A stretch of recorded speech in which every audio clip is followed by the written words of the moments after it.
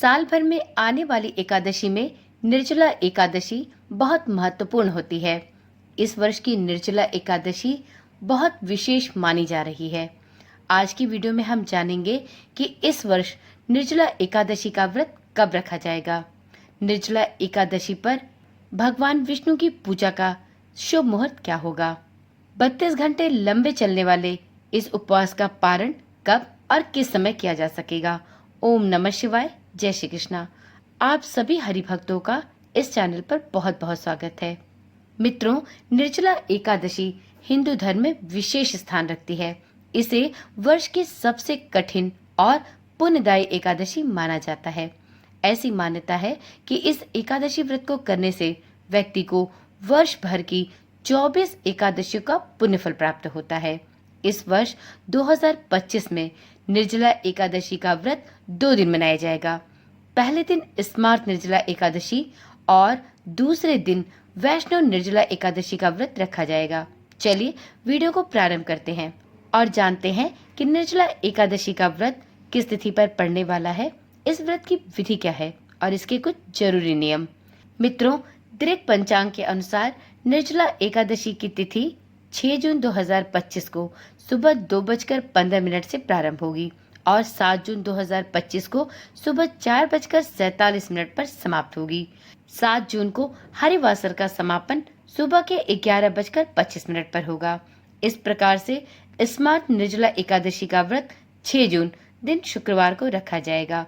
वहीं वैष्णव लोग इस निर्जला एकादशी का व्रत 7 जून को शनिवार के दिन रख सकेंगे। इस दिन व्रत करने वाले गृहस्थों के लिए यह व्रत 32 घंटे 21 मिनट तक रहेगा।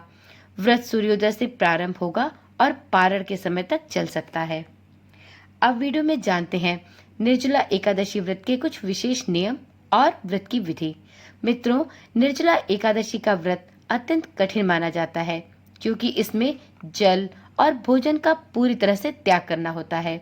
इस दिन व्रती को भगवान विष्णु की पूजा अर्चना करते हुए व्रत का पालन पूरे संयम और कठिन नियमों के अनुसार करना होता है। पानी की एक बूंद भी निर्जला एकादशी में ग्रहण करना वर्जित होता है। इस दिन सुबह जल्दी उठकर आप स्नान आदि से निवृत्त होकर पवित्र और स्वच्छ वस्त्र धारण करें, भगवान विष्णु का ध्यान करें और अपने व्रत का संकल्प लें।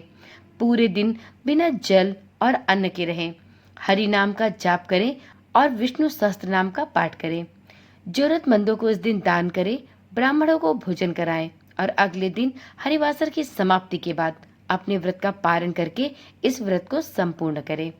मित्रों, कुछ लोग स्मार्त और वैष्णव निर्जला एकादशी में अंतर नहीं समझ पाते, तो चलिए ये भी समझते हैं कि स्मार्त और वैष्णव निर्जला एकादशी में क्या अंतर है। तो देखिए मित्रों, जब एकादशी व्रत 2 दिन का होता है तब पहले दिन स्मार्त व्रत और दूसरे दिन वैष्णव व्रत करने की मान्यता है। स्मार्त व्रत उसे कहते हैं जिसे सामान्य गृहस्थ और अनुयायी करते हैं। वैष्णव व्रत उस व्रत को कहा जाता है जिसे वैष्णव संप्रदाय के लोग रखते हैं। गृहस्थ भी वैष्णव व्रत रख सकते हैं, लेकिन उन्हें वैष्णव संप्रदाय के नियमों का पालन भी करना होता है। तो इस प्रकार से निर्जला एकादशी का व्रत 2 दिनों का होगा और 2 दिनों में पहले दिन गृहस्थ जन इस व्रत को धारण करेंगे और दूसरे दिन साधु सन्यासी और वैष्णव जन इस व्रत को रख सकते हैं। निर्जला एकादशी व्रत का पारण कब किया जा सकेगा, चलिए ये भी जानते हैं। तो देखिए मित्रों, निर्जला एकादशी व्रत के पारण का सही समय हरिवासर की समाप्ति के बाद ही माना जाएगा। जो गृहस्थ जन इस निर्जला एकादशी का व्रत रखेंगे वो 7 जून 2025 को दोपहर के 1:44 से लेकर शाम के 4:31 तक अपने व्रत का पारण कर सकेंगे। वहीं जो साधु सन्यासी अर्थात वैष्णव लोग इस व्रत को धारण करेंगे वो लोग 8 जून 2025 को सुबह 5:23 से लेके सुबह के 7:17 तक अपने व्रत का पारण कर सकते हैं। मित्रों, निर्जला एकादशी का व्रत करने से व्यक्ति के संपूर्ण पाप नष्ट होते हैं। माना जाता है कि भीमसेन ने इस व्रत का पालन किया था क्योंकि वो अन्य 23 एकादशियों का व्रत नहीं कर सकते थे। ऐसी स्थिति में उन्होंने एक एकादशी का व्रत करना उत्तम माना और उन्होंने निर्जला एकादशी का व्रत को धारण किया। तभी से इस व्रत का एक नाम भीमसेनी एकादशी भी माना जाता है। इस व्रत के प्रभाव से व्यक्ति को मृत्यु के बाद विष्णु लोक की प्राप्ति होती है। इसके अलावा यह व्रत मानसिक और शारीरिक शुद्धि के लिए लाभकारी माना जाता है। निर्जला एकादशी व्रत के बहुत लाभ होते हैं। मित्रों, सभी एकादशी व्रत का पुण्य आपको सिर्फ एक निर्जला एकादशी व्रत का पालन करने से प्राप्त हो जाता है। इस दिन भगवान विष्णु की आराधना करने से व्यक्ति के इस जन्म के सभी पाप नष्ट होते हैं।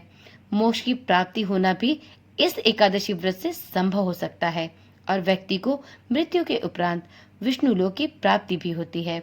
शारीरिक और मानसिक शुद्धि के लिए भी इस व्रत को सबसे उत्तम माना गया है। इस दिन जरूरतमंदों को अन्न, वस्त्र और जल का दान करना भी बहुत पुण्यकारी होता है।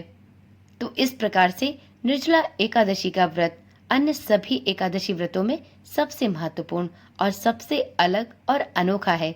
यदि आप भी एकादशी व्रत रखना चाहते हैं परंतु प्रत्येक माह में आने वाली कृष्ण और शुक्ल पक्ष की दोनों एकादशियों का व्रत करने में असमर्थ हैं, तो आप निर्जला एकादशी का व्रत अवश्य धारण करें।